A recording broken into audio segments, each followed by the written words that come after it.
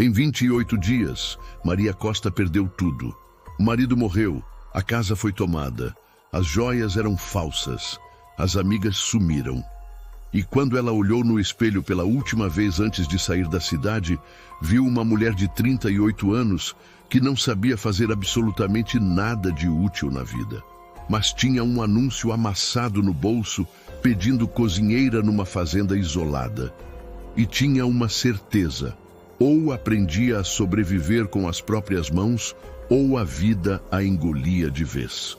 O problema é que o fazendeiro não queria só comida no prato. Ele exigiu algo que ela nem sabia se ainda tinha dentro dela. Tudo começou numa tarde de chuva, quando o delegado bateu na porta de Maria com o chapéu na mão e aquele olhar pesado que já dizia tudo. O marido dela tinha morrido num acidente de carruagem. Foi tão rápido que ela nem conseguiu se despedir. 1 minuto ele estava vivo, reclamando do temporal. No minuto seguinte, estava morto.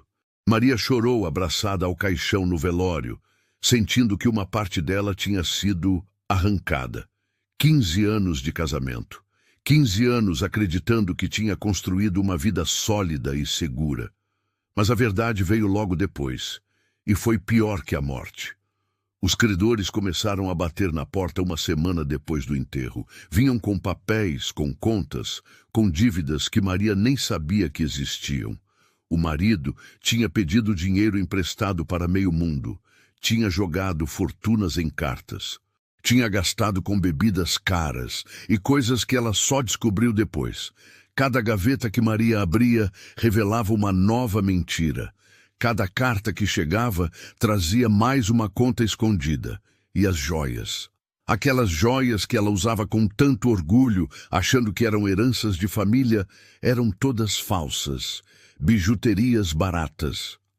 O marido tinha vendido as verdadeiras anos atrás e colocado imitações no lugar, contando que ela nunca perceberia a diferença. Maria tinha passado anos usando colar falso, brincos falsos, pulseiras falsas, enquanto todo mundo que sabia da verdade ria pelas costas dela. A vergonha queimava mais que a pobreza. As vizinhas que antes a cumprimentavam, agora atravessavam a rua para não ter que falar com ela. Os comerciantes olhavam para o outro lado. Todo mundo comentava em voz baixa: "Coitada, ficou sem nada." Mas Maria via nos olhos deles que ninguém acreditava que ela não sabia das falcatruas do marido. Achavam que ela era cúmplice, que merecia o castigo. Em 2 semanas, perdeu a casa. Em 3 semanas, perderam os móveis. Em 4 semanas, Maria estava num quartinho apertado de pensão barata, com 2 malas velhas e algumas moedas no bolso. Tentou pedir ajuda aos parentes distantes. Bateu na porta de tios, primos, conhecidos da família. Todos fecharam a porta na cara dela, com desculpas educadas, mas firmes. Ninguém queria se envolver com os problemas de uma viúva endividada. Tentou arranjar trabalho. Bateu em 20, 30 lugares diferentes. "A senhora sabe costurar?" "Não." "Sabe trabalhar numa fábrica?" "Não." "Sabe fazer alguma coisa de útil?" As perguntas vinham carregadas de desprezo. Maria tinha sido criada para ser esposa de homem importante, para gerenciar uma casa com empregadas, para tomar chá e fazer caridade de vez em quando. Nunca tinha precisado saber quanto custava 1 quilo de arroz ou como se acendia um fogão a lenha. E agora essa inutilidade estava matando ela de fome. Foi quando encontrou o anúncio rasgado, enrolado numa pilha de jornais velhos que alguém tinha deixado na pensão. As letras estavam meio apagadas, mas ainda dava para ler. "Fazenda precisa de cozinheira. Oferece quarto e comida. Interessados procurar na loja de ferragens de Westfield." Maria nem sabia onde ficava Westfield. Foi até a biblioteca pública e procurou no mapa. Era longe, muito longe. No oeste, numa região de montanhas e pradarias que ela só conhecia por desenhos em livros. Levaria dias de trem e mais dias de carroça. E o dinheiro que ela tinha mal dava para a passagem de ida. Se chegasse lá e não conseguisse o emprego, ficaria perdida no meio do nada, sem como voltar. Mas voltar para quê? Para o quartinho de pensão que não podia mais pagar? Para a cidade onde todo mundo a olhava com pena misturada com desprezo? Para morrer de fome devagar enquanto as antigas amigas fingiam não ver ela passando? Se você está acompanhando essa história e quer saber como ela termina, inscreva-se no canal. É de graça e você ajuda a gente a continuar trazendo histórias que emocionam e fazem refletir. Comenta também de onde você está nos assistindo. A gente adora saber até onde essas histórias chegam. Maria vendeu as últimas coisas que tinha, um xale que ainda estava inteiro, 2 vestidos que davam para aproveitar, os sapatos bons que mal tinha usado. Com o dinheiro comprou passagem de trem para o oeste e guardou algumas moedas para emergências. Saiu da cidade numa manhã cinzenta, sem avisar ninguém, sem se despedir. Não tinha ninguém para se despedir mesmo. A viagem durou 5 dias. O trem atravessava paisagens que iam ficando cada vez mais vazias, mais selvagens. As cidades grandes deram lugar a vilarejos pequenos. Os vilarejos deram lugar a povoados de meia dúzia de casas. E por fim só tinha pradaria, montanhas ao longe e um céu tão grande que Maria se sentiu menor do que nunca. Ela viajava no vagão mais barato, espremida entre trabalhadores sujos e famílias pobres que iam tentar a sorte no oeste. Ninguém conversava com ela. Maria ficava quieta no canto, segurando firme as 2 malas, tentando não pensar no que ia fazer quando chegasse, tentando não pensar que estava apostando a vida inteira num anúncio rasgado que talvez nem fosse verdadeiro. Desceu do trem numa estação minúscula no fim da linha. De lá, pegou carona numa carroça de entrega que ia para Westfield. O senhor era um velho de poucas palavras que mal olhou para ela. Maria ia chacoalhando no banco duro, vendo a pradaria se estender infinitamente em volta, sentindo o vento frio bater no rosto. Estava longe de tudo agora. Longe da vida que tinha antes. Longe de qualquer chance de voltar atrás. Westfield era menor do que ela imaginava. Uma rua de terra com meia dúzia de construções de madeira. Uma loja geral, um salão, uma pensão velha.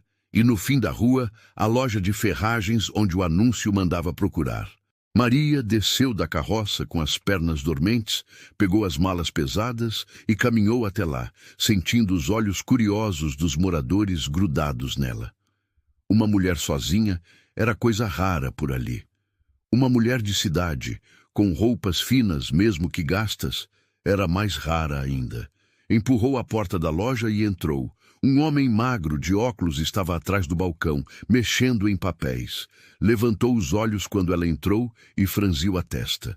Maria respirou fundo, juntou a coragem que ainda tinha e disse com a voz mais firme que conseguiu: "Vim por causa do anúncio, o da cozinheira para a fazenda." O homem olhou ela de cima a baixo. Olhou para as mãos delicadas, para o vestido de cidade, para os sapatos que claramente não eram feitos para trabalho pesado, e perguntou com um tom que já mostrava dúvida: "A senhora sabe cozinhar?" Maria abriu a boca para mentir, para dizer que sim, que sabia, que tinha experiência. Mas alguma coisa naquele momento fez ela falar a verdade. "Não, mas eu aprendo rápido e eu preciso muito desse emprego." O silêncio que seguiu foi tão pesado que Maria sentiu ele esmagar o peito dela. Mas o que ela não sabia ainda era que a resposta dessa pergunta ia mudar tudo. O homem da loja de ferragens tirou os óculos, limpou com um pano e colocou de volta devagar. Olhou para Maria com uma expressão que ela não conseguiu decifrar. "A fazenda fica a 3 horas daqui de carroça. O caminho é difícil. O trabalho é mais difícil ainda. E o patrão, bem, ele tem lá as suas exigências." Maria sentiu o coração acelerar. Que tipo de exigências? Paulo Almeida não é um homem fácil. Perdeu a família há uns anos e ficou meio fechado desde então. A última cozinheira que ele contratou aguentou 2 semanas e foi embora chorando. Disse que preferia morrer de fome do que continuar naquela fazenda. As palavras deveriam ter assustado Maria, mas ela já tinha passado por coisa demais para se assustar com avisos. Mesmo assim, eu gostaria de tentar. O homem suspirou. Tem uma carroça que vai levar suprimentos para a fazenda amanhã de manhã. Se a senhora quiser, pode ir junto. Mas eu avisei. Se não der certo, vai ter que esperar 2 semanas até a próxima entrega para voltar. E não tem pensão aqui na cidade. Eu entendo. Vou estar pronta. Naquela noite, Maria dormiu num canto da loja de ferragens mesmo, numa pilha de sacos de farinha que o dono deixou ela usar como cama. Não tinha dinheiro para pagar nem uma noite de pensão. Ficou acordada a maior parte do tempo, olhando para o teto escuro, ouvindo os sons estranhos da noite no oeste, uivos ao longe que podiam ser lobos ou coiotes, o vento batendo nas tábuas soltas, e aquela sensação de estar completamente sozinha no mundo, apostando tudo numa última chance. A carroça saiu ao amanhecer. O motorista era um velho chamado Jonas, que tinha feito aquele caminho centenas de vezes. Ele ajudou Maria a subir, colocou as malas dela entre os sacos de mantimentos e partiu sem dizer uma palavra. A paisagem foi mudando conforme eles avançavam. A pradaria deu lugar a colinas cobertas de capim alto. As colinas viraram montanhas baixas ao longe, e depois de 3 horas chacoalhando na carroça, Maria viu a fazenda pela primeira vez. Era maior do que ela esperava. Tinha uma casa principal de madeira, sólida e bem construída, mas sem nenhum enfeite. Um celeiro grande, vários currais com cavalos e gado. Umas 5 construções menores que deviam ser onde os peões dormiam. E nenhuma planta, nenhuma flor, nenhum toque de vida além do funcional. Parecia mais um acampamento militar do que uma casa. Jonas parou a carroça em frente à casa principal. Espera aqui, vou chamar o patrão. Mas Maria ficou ali de pé, segurando as malas, sentindo o vento frio da tarde bater nela. Podia ver alguns peões trabalhando perto do celeiro. Todos pararam o que estavam fazendo para olhar para ela. Uma mulher ali era claramente algo incomum. A porta da casa se abriu e um homem saiu. Paulo Almeida era alto, devia ter uns 42 anos, com cabelo escuro começando a ficar grisalho nas têmporas.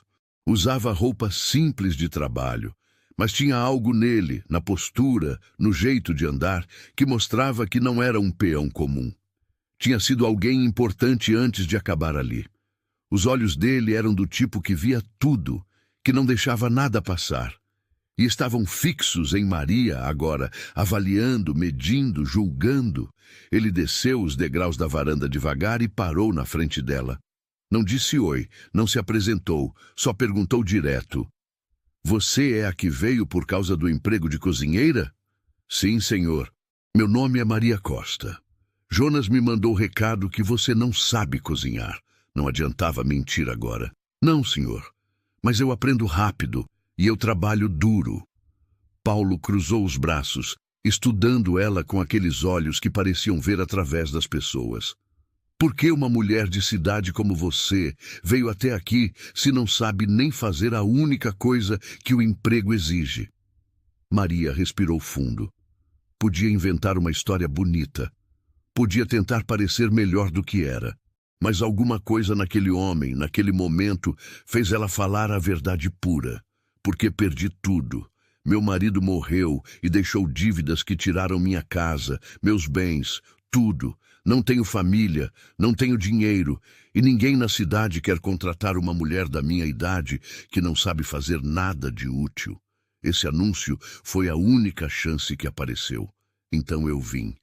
E vou fazer funcionar, mesmo que eu não saiba como ainda. O silêncio que seguiu foi longo. Paulo continuou olhando para ela, mas agora tinha algo diferente na expressão dele, algo que podia ser respeito, ou talvez só curiosidade. Você é honesta, pelo menos. Isso já é mais do que a maioria. Ele deu alguns passos, olhando para as montanhas ao longe, parecendo pensar. Depois virou de volta para ela. Eu tenho 12 peões trabalhando aqui. Todos comem feito lobos depois de um dia de trabalho pesado. Precisam de café forte ao amanhecer, comida quente no meio do dia e jantar farto à noite. O fogão a lenha é temperamental, a cozinha não tem nenhum luxo e o trabalho não termina nunca. Eu entendo, mas tem uma coisa. Ele parou e os olhos dele encontraram os dela com uma intensidade que fez Maria segurar a respiração. Eu não quero só comida na mesa. Já tive cozinheiras que faziam o trabalho direitinho, mas deixavam a casa mais fria do que já era. Quero alguém que traga vida para aquela cozinha, que faça os homens rirem durante as refeições, que ponha alegria no tempero junto com o sal. Maria piscou, confusa. Alegria no tempero? Essa fazenda virou um lugar sem alma depois que minha família morreu. Os homens trabalham, comem, dormem, e é só. Ninguém conversa de verdade, ninguém sorri. É como se todo mundo estivesse só esperando os dias passarem. Ele olhou para ela com uma tristeza funda nos olhos. Eu cansei disso. Cansei do silêncio. Cansei de casa que parece túmulo. Então, se você quer esse emprego, precisa fazer mais do que cozinhar. Precisa trazer vida de volta. Maria não sabia o que dizer. Tinha esperado que ele pedisse habilidades práticas, experiência, referências. Não isso, não essa coisa estranha e quase impossível de medir. Eu não sei se consigo fazer isso. Ninguém sabe até tentar. Paulo deu de ombros. Você tem uma semana para provar que aguenta o trabalho. Se no fim da semana os homens estiverem sendo alimentados e a cozinha estiver mais viva, você fica. Se não, Jonas te leva de volta para a cidade na próxima entrega. Uma semana. 7 dias para aprender a cozinhar, para manter 12 homens alimentados e ainda, de alguma forma, trazer alegria para um lugar que tinha esquecido como sorrir. Parecia impossível. Mas Maria já tinha aprendido que impossível era só outra palavra para não tenho escolha mesmo. Aceito. Paulo assentiu uma vez. Venha, vou te mostrar a cozinha e seu quarto. A cozinha era grande, mas simples. Tinha um fogão a lenha enorme que parecia um monstro de ferro preto dominando metade do espaço. Uma mesa comprida de madeira no centro, cheia de marcas e arranhões de anos de uso. Prateleiras com panelas, pratos de metal, alguns potes de mantimentos, uma janela que dava para os currais e absolutamente nenhum toque de conforto ou beleza.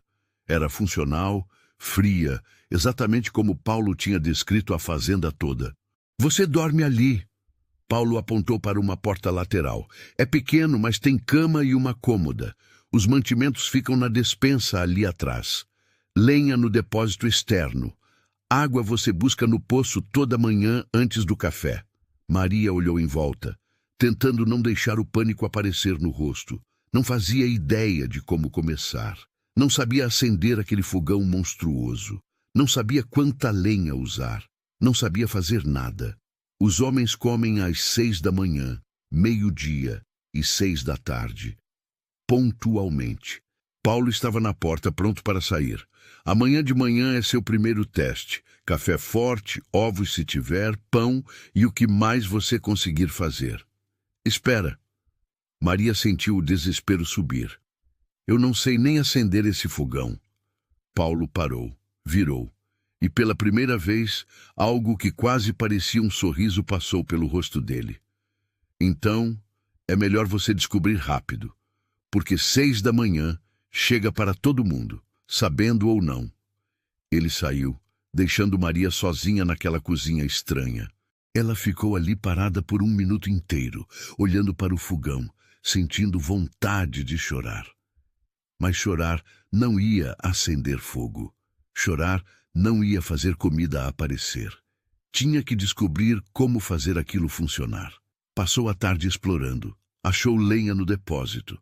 Achou fósforos numa lata perto do fogão. Abriu a porta de ferro do fogão e viu cinzas frias lá dentro. Pegou um pedaço de lenha, colocou lá dentro, riscou um fósforo. A madeira não pegou. Tentou de novo, e de novo, e de novo. Na 10ª tentativa, finalmente conseguiu fazer uma chama pequena começar. Mas daí não sabia o que fazer depois.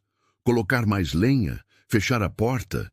mexer naquelas alavancas estranhas dos lados. Gastou 2 horas só tentando manter o fogo aceso. Quando finalmente conseguiu, estava suada, com as mãos sujas de cinzas, e o sol já estava se pondo. Nem tinha pensado ainda no que ia cozinhar no dia seguinte. Foi até a despensa.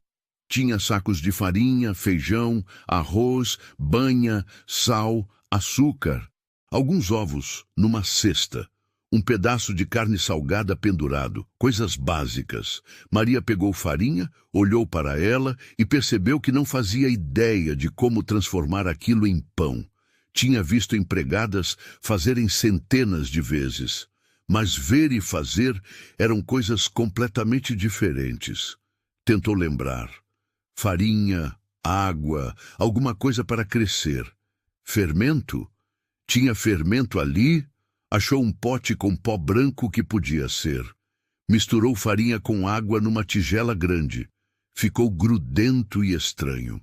Adicionou mais farinha. Ficou seco demais. Adicionou mais água. Virou uma pasta pegajosa que grudava em tudo. Depois de meia hora tentando, tinha uma massa disforme que não parecia nada com o que as empregadas faziam. Desistiu do pão por enquanto. Tentou pensar em outras coisas. Ovos ela podia fazer, ou pelo menos achava que podia. Tinha visto gente quebrando ovos numa frigideira. Quanto de difícil podia ser? Você já passou por alguma situação em que precisou aprender algo totalmente novo para sobreviver? Conta aqui nos comentários. Quero saber da sua experiência e como você lidou com isso. Quando escureceu de verdade, Maria desistiu de tentar descobrir tudo numa noite. Estava exausta, com fome e assustada com o dia seguinte. Foi até o quartinho que seria dela agora. Era mesmo pequeno. Só cabia uma cama estreita, uma cômoda velha e um cabide na parede. Mas estava limpo e era dela. Primeiro espaço próprio que tinha desde que perdeu a casa. Sentou na cama e deixou as lágrimas finalmente saírem. Chorou por tudo que tinha perdido.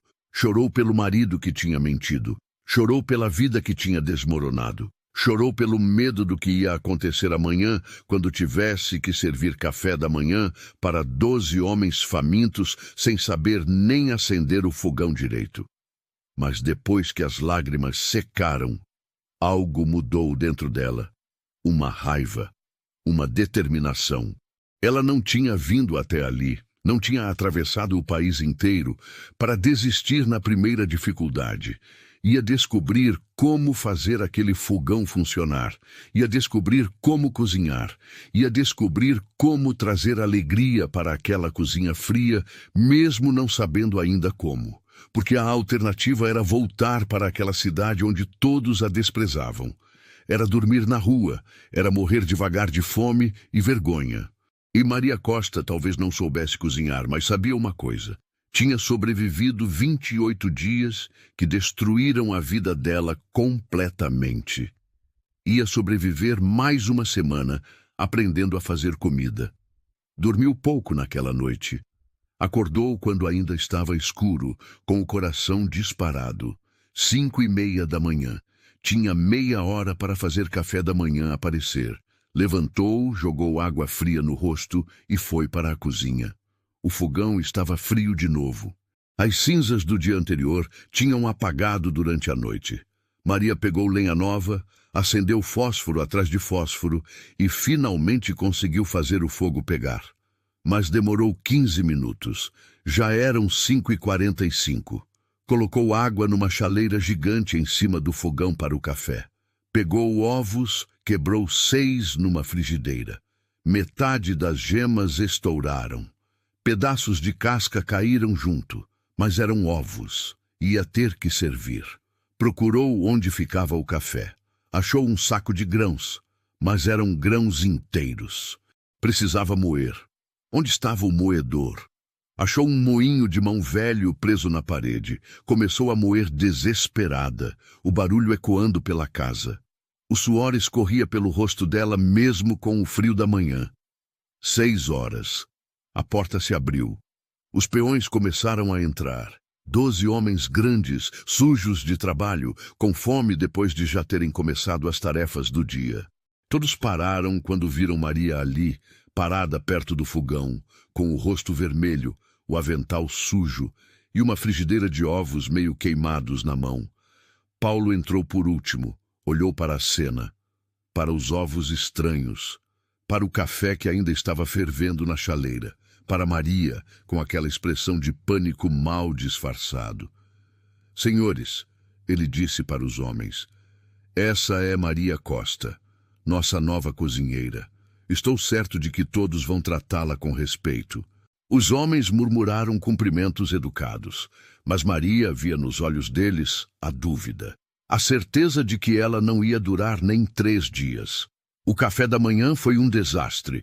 Os ovos estavam borrachudos de um lado e crus do outro. O café ficou tão forte que 3 peões cuspiram na primeira gole.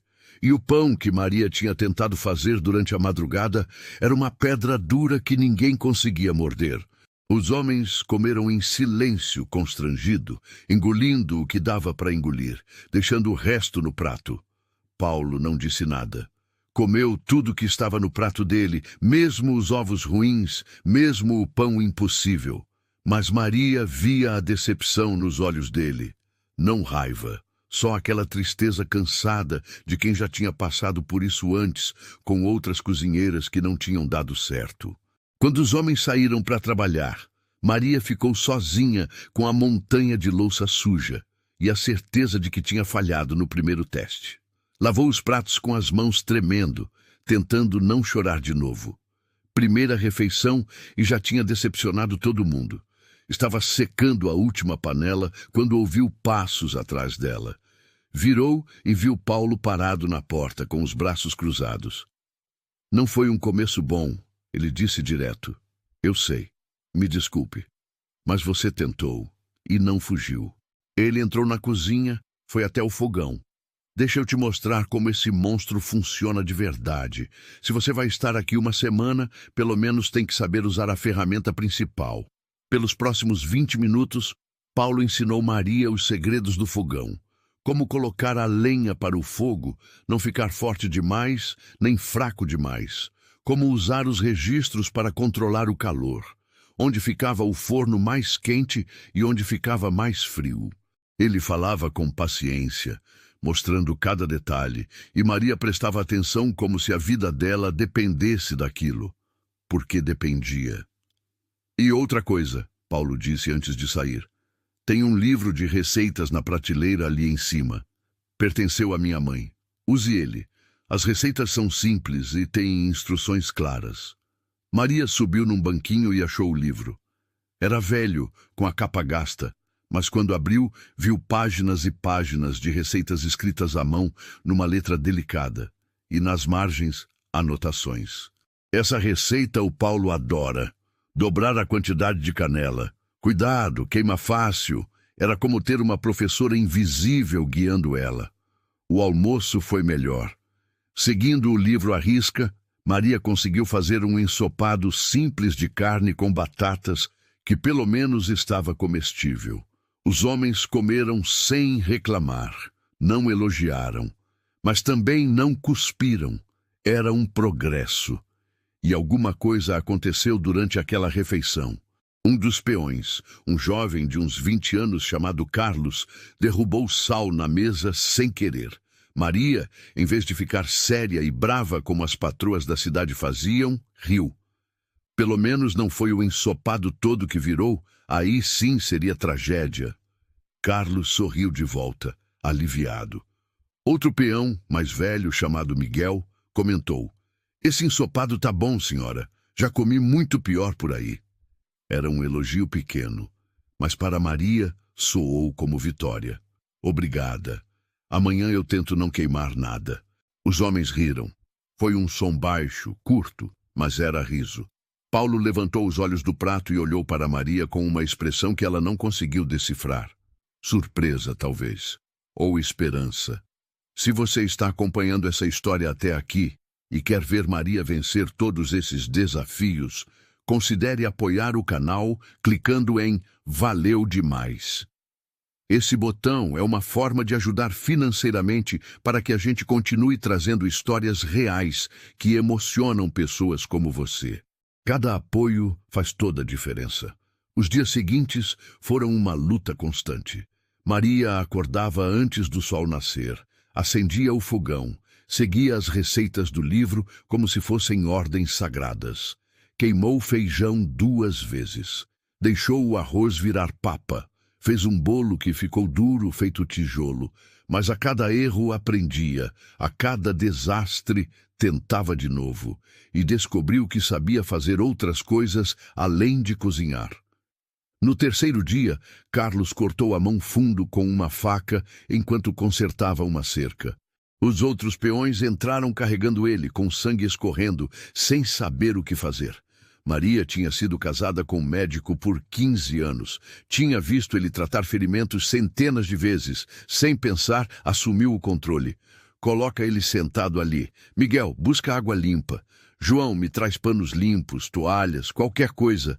Sua voz saiu firme, cheia de autoridade que ela nem sabia que tinha. Lavou o corte, viu que era feio, mas não tinha pego nada profundo.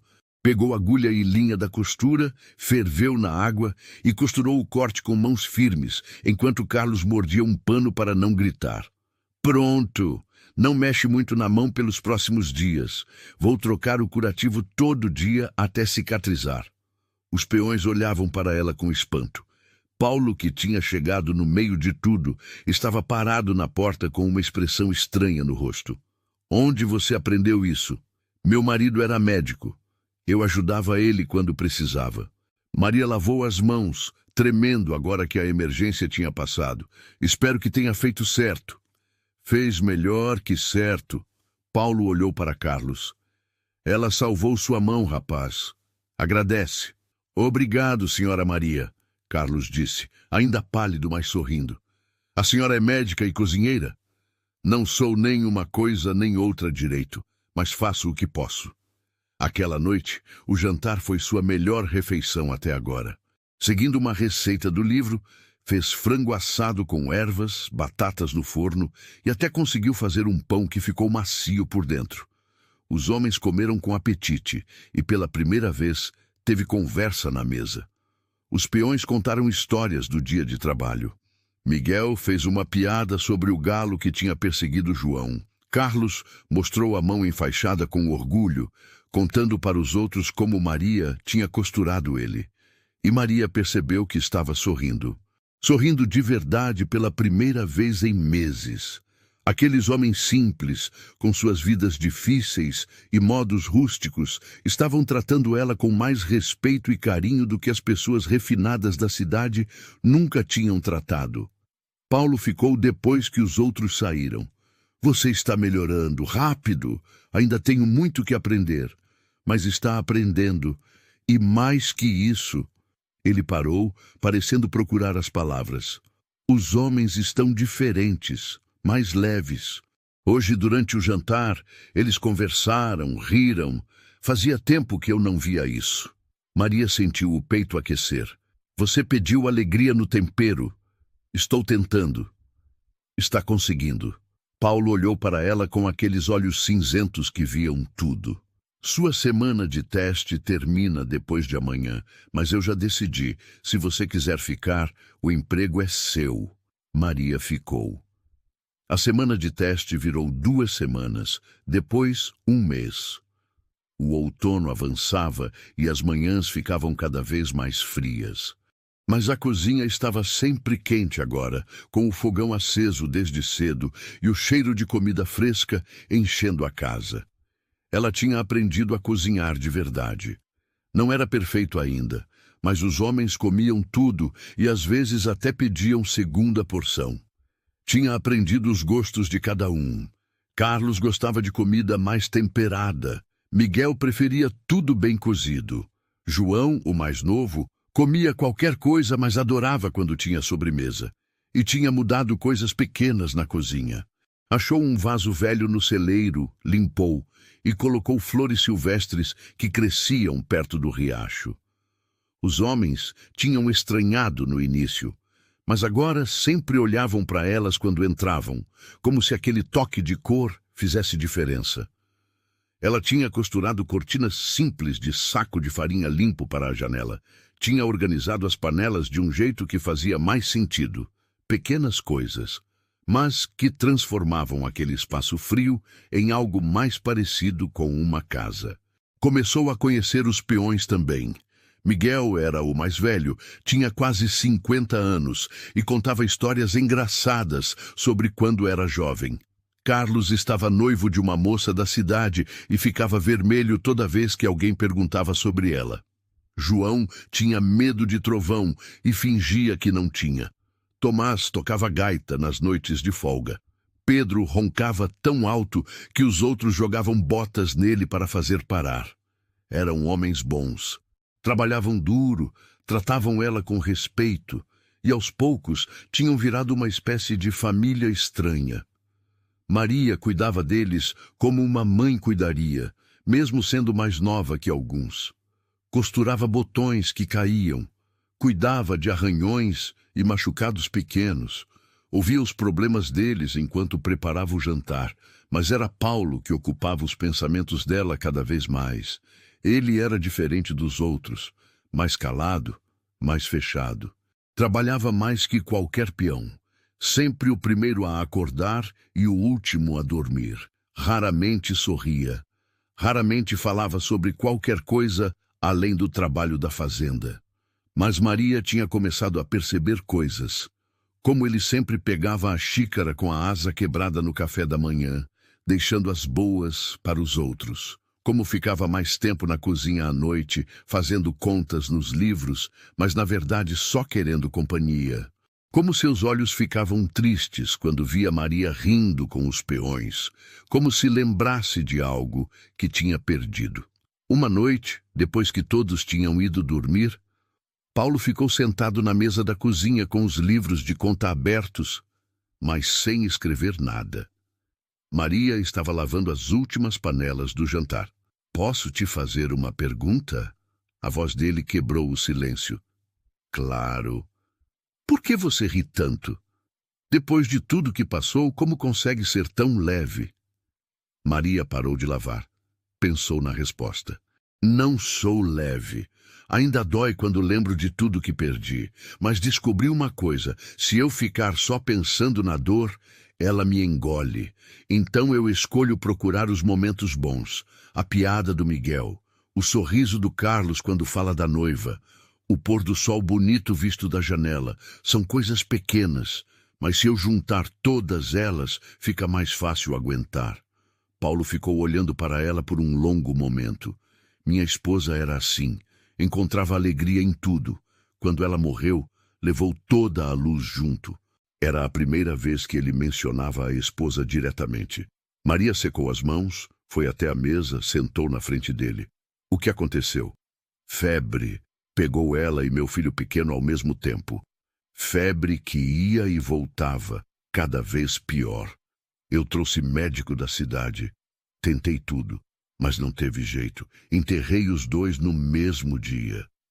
Sua voz estava sem emoção, mas as mãos dele tremiam. "Foi há 5 anos, e desde então essa fazenda virou só trabalho. Eu trabalho até cair de cansado para não ter que pensar. Os homens trabalham, comem, dormem. Ninguém fala nada importante, ninguém ri, porque riso dói quando você lembra que não tem mais motivo para ele. Mas você tem." Maria falou baixo. "Os homens te respeitam. A fazenda prospera. Você construiu algo sólido aqui. Construiu uma prisão bonita." Paulo olhou em volta na cozinha. "Até você chegar. Daí, de repente, tem flores na mesa. Tem conversa durante o jantar. Tem música de risada saindo daqui. E eu fico me perguntando como deixei tudo ficar tão morto. Não foi sua culpa. Dor é assim mesmo. A gente se fecha para não doer mais. E você, conseguiu deixar a dor para trás?" Maria balançou a cabeça. "Não, mas estou aprendendo a carregar ela de um jeito diferente. Não sei explicar direito. É como se a dor fizesse parte de mim agora, mas não fosse tudo o que eu sou." Eles ficaram sentados ali, no silêncio confortável. com a luz do lampião fazendo sombras dançarem nas paredes. E Maria sentiu algo mudar entre eles. Não era mais só patrão e empregada. Era duas pessoas quebradas tentando descobrir como viver de novo. Os dias ficaram mais frios com a chegada do inverno. Uma manhã, Maria acordou e viu neve começando a cair pela primeira vez desde que tinha chegado. Os peões vieram para o café da manhã, sacudindo flocos brancos dos casacos, reclamando do frio, mas com aquele brilho nos olhos de quem acha bonito mesmo reclamando. Vai nevar pesado, Miguel disse, aceitando a xícara de café fumegante que Maria ofereceu. Talvez por 3, 4 dias. Vamos ter que trazer o gado para mais perto, proteger os cavalos. Paulo assentiu. Terminem de comer rápido. Quero tudo preparado antes do meio-dia. A casa virou um redemoinho de atividade. Os homens comeram às pressas e saíram correndo para garantir que os animais estivessem protegidos. Maria ficou na cozinha, preparando comida extra caso a tempestade fosse longa mesmo. Fez pães, cozinhou feijão em quantidade dobrada, separou mantimentos que não estragavam rápido. À tarde, a neve estava caindo tão forte que mal dava para ver os currais da janela da cozinha. O vento uivava, empurrando flocos contra os vidros. Os homens voltaram congelados, com gelo grudado nas barbas e nos cílios. Todo mundo para dentro, Paulo ordenou. Não tem mais nada que possa ser feito lá fora agora. Vamos esperar passar. A tempestade piorou durante a noite. O vento sacudia a casa inteira, fazendo as tábuas rangeram e as janelas chacoalharem. A neve se acumulava contra as paredes, subindo cada vez mais. Maria manteve o fogão aceso constantemente, não só para cozinhar, mas para manter todos aquecidos. Os 12 peões ficaram na cozinha porque era o lugar mais quente. Alguns dormiam sentados encostados na parede. Outros jogavam cartas numa mesa improvisada. Miguel contava histórias antigas para passar o tempo. E pela primeira vez, desde que tinha chegado ali, Maria via aqueles homens não como trabalhadores, mas como pessoas completas, com medos, sonhos, histórias. Conta para nós, Senhora Maria, João pediu durante a tarde do segundo dia de tempestade. Como era sua vida antes de vir para cá? Maria estava mexendo uma panela de sopa. Parou, pensou se devia contar a verdade. Mas esses homens tinham sido honestos com ela, mereciam honestidade de volta. Eu era casada com um médico numa cidade grande. Morava numa casa bonita, tinha empregadas. Achava que minha vida era perfeita. Ela voltou a mexer a sopa devagar. Mas meu marido morreu e deixou dívidas enormes que eu nem sabia que existiam. Perdi tudo. A casa, os móveis, as joias que achava que eram valiosas, mas eram falsas. As pessoas que eu chamava de amigas sumiram. A família não quis ajudar, então vim para cá porque não tinha mais para onde ir. O silêncio que seguiu era respeitoso. Os homens entendiam o que era perder tudo. A maioria tinha histórias parecidas. E se arrepende? Carlos perguntou baixinho. Maria olhou em volta na cozinha cheia de homens barbados e sujos de trabalho, na casa simples, sendo sacudida pela tempestade, na vida dura que tinha agora. Não. Aqui eu sei quem sou de verdade. Não preciso fingir. Não preciso ser perfeita.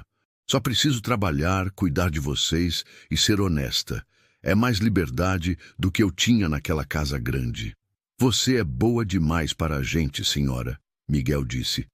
E os outros concordaram. Vocês são bons para mim também. Me trataram com respeito desde o primeiro dia, mesmo quando eu queimava tudo que tentava cozinhar. Os homens riram, lembrando dos primeiros desastres culinários. Paulo, que estava sentado num canto consertando um arreio, levantou os olhos e sorriu.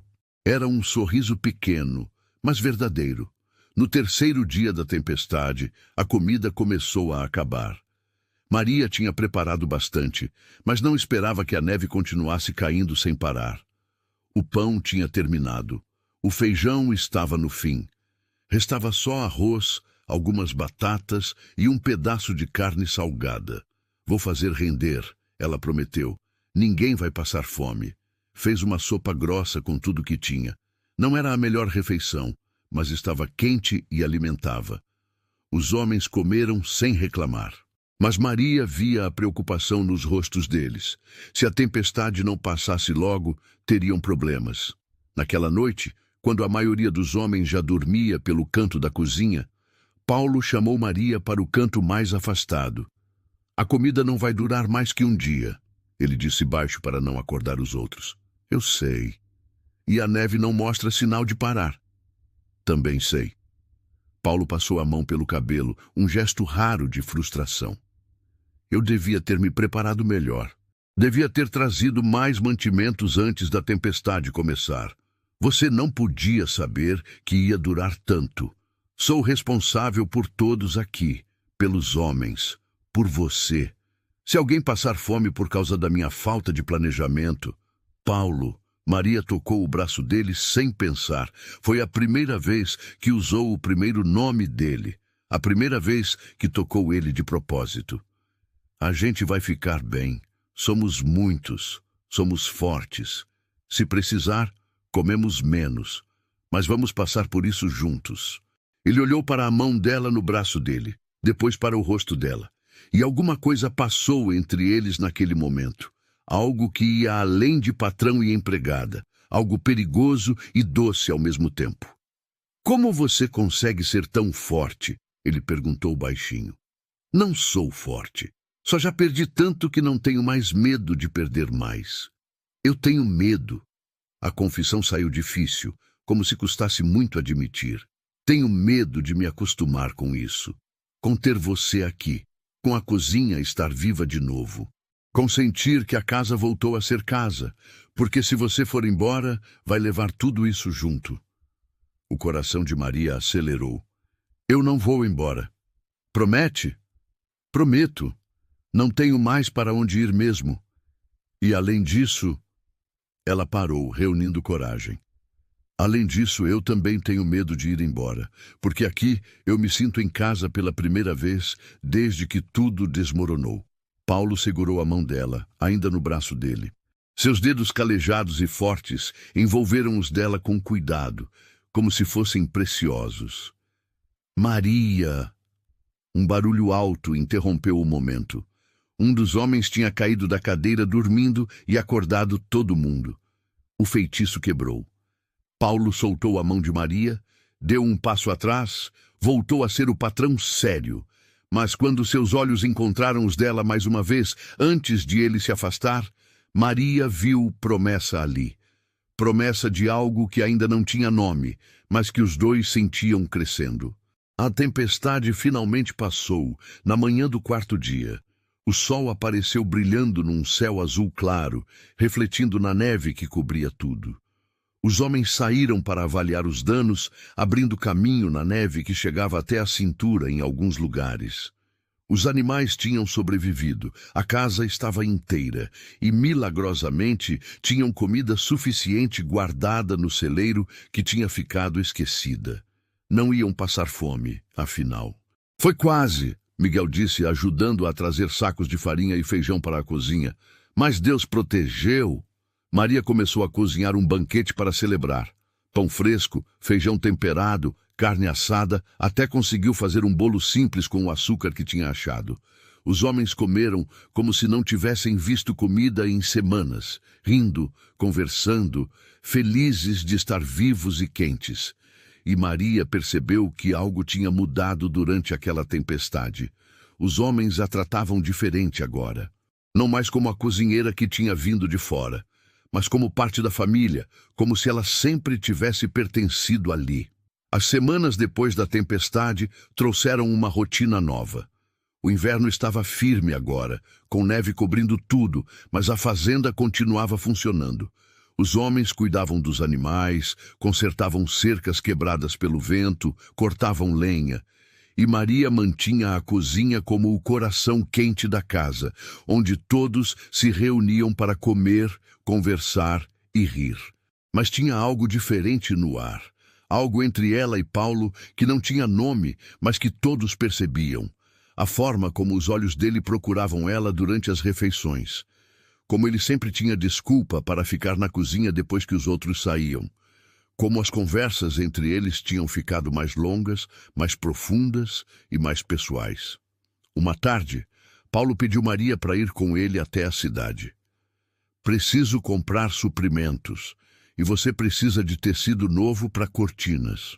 Aquelas que você fez de saco de farinha estão rasgando. A viagem de carroça levou 3 horas através da neve. Maria, sentada ao lado de Paulo, coberta por um cobertor grosso, vendo a paisagem branca se estender sem fim.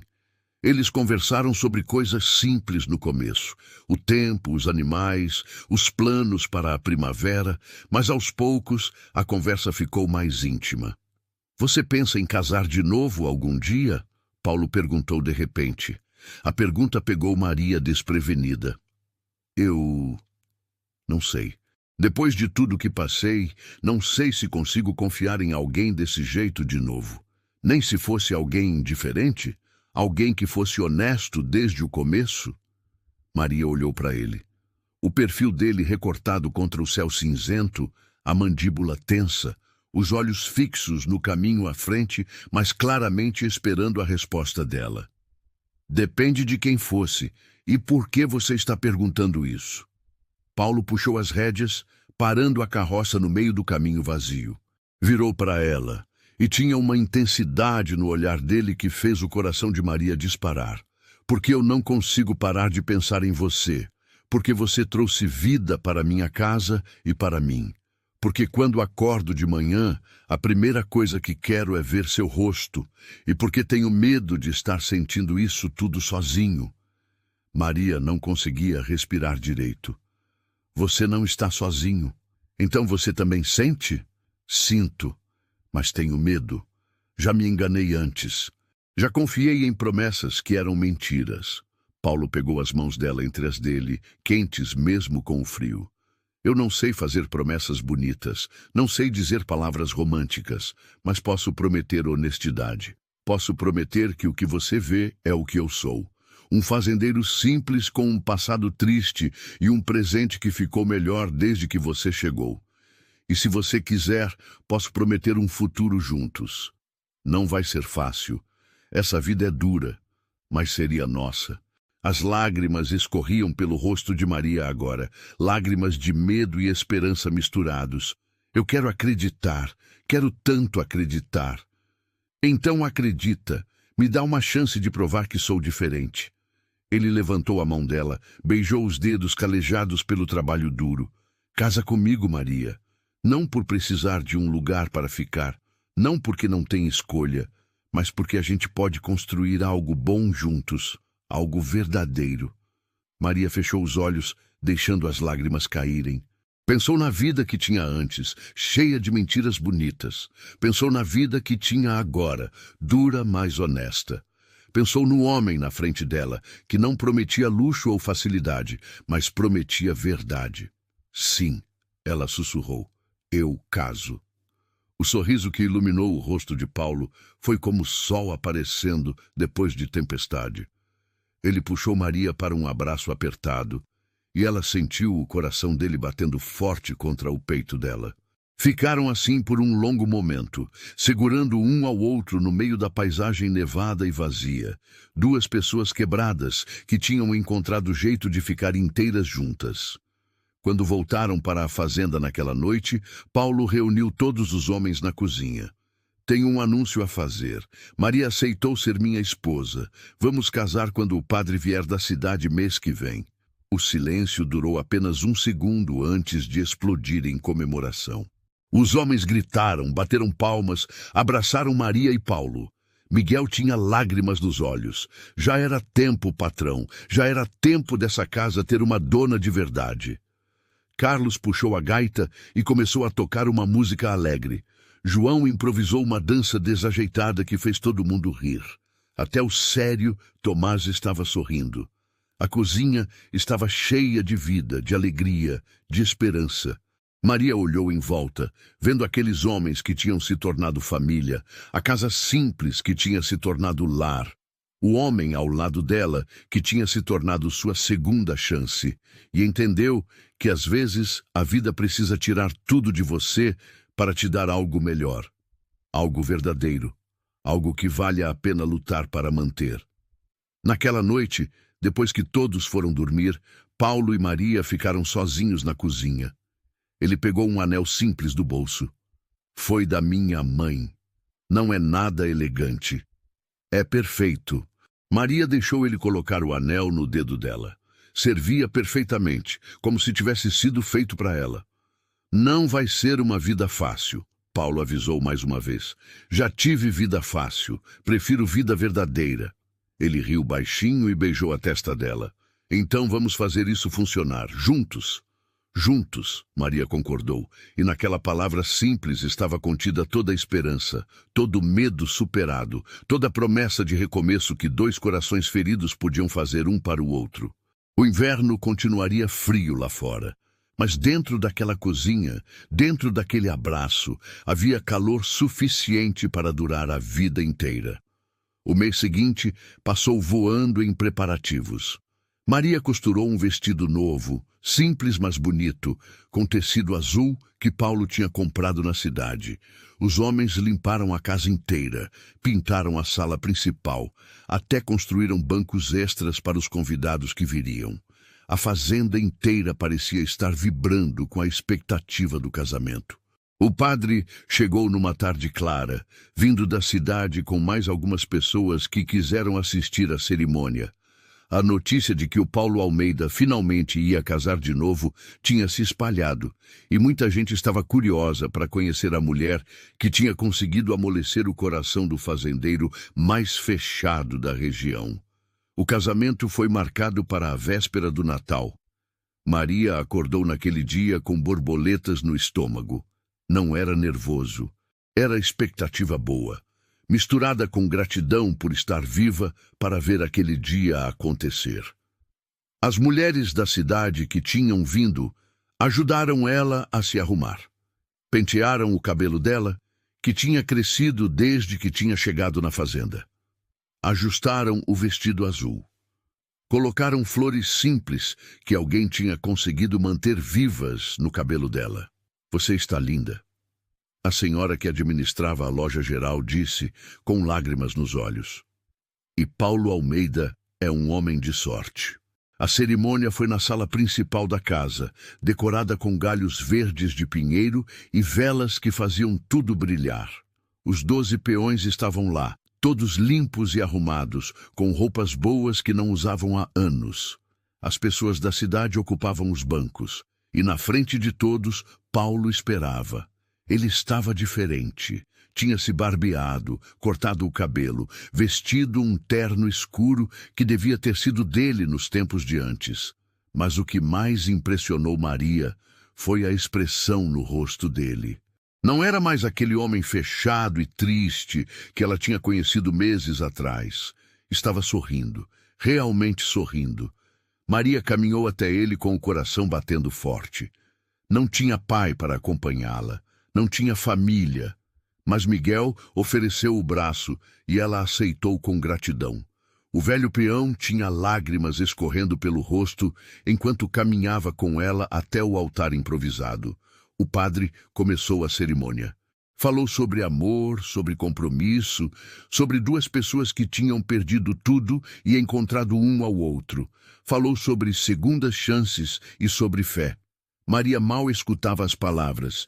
Estava focada nos olhos de Paulo, naquele olhar que dizia tudo sem precisar de palavras.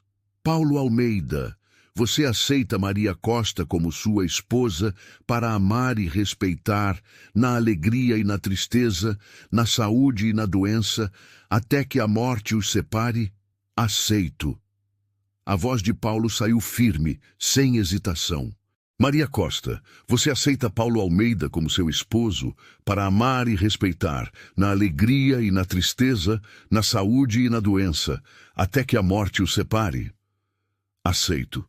Maria sorriu através das lágrimas que escorriam. Então, Pela autoridade que me foi concedida, eu os declaro marido e mulher.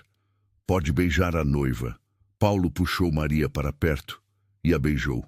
Foi um beijo suave, respeitoso, mas cheio de promessa. Os convidados aplaudiram e gritaram. Os peões assobiaram. E quando eles se separaram, ambos estavam sorrindo. A festa depois foi simples, mas alegre. Maria tinha cozinhado por 3 dias, preparando comida para todos. Tinha assados, pães, bolos e tortas. A mesa estava cheia, e as pessoas comeram e beberam e dançaram até tarde. Carlos tocou gaita. João cantou músicas engraçadas. Miguel fez um brinde emocionado que deixou metade das pessoas chorando. Para Paulo e Maria, ele disse, levantando o copo. 2 corações quebrados que encontraram jeito de consertar um ao outro. Que tenham vida longa, amor forte e sempre tenham alegria no tempero. Todos repetiram, alegria no tempero. Maria riu, lembrando do dia em que Paulo tinha feito aquela exigência estranha. Quem diria que aquele pedido ia levar a tudo isso? A um lar, a uma família, a um amor de verdade. Quando a festa terminou e os convidados foram embora, Paulo e Maria ficaram sozinhos finalmente. Sentaram na varanda da casa, olhando as estrelas que brilhavam fortes no céu frio de inverno. Você se arrepende? Paulo perguntou, segurando a mão dela. De quê?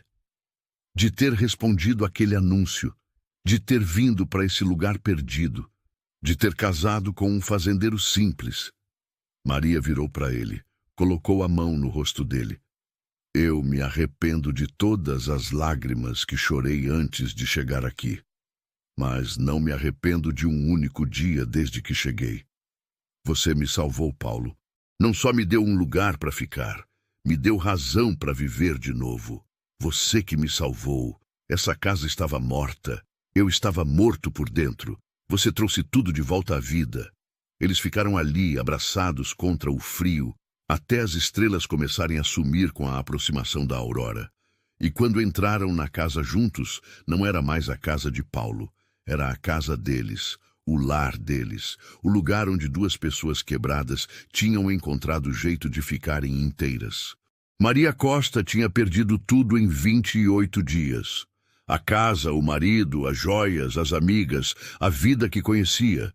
Mas no processo de perder tudo, tinha encontrado algo muito mais valioso. Tinha encontrado força que não sabia que tinha. Tinha encontrado propósito verdadeiro. Tinha encontrado amor que não precisava de mentiras para existir.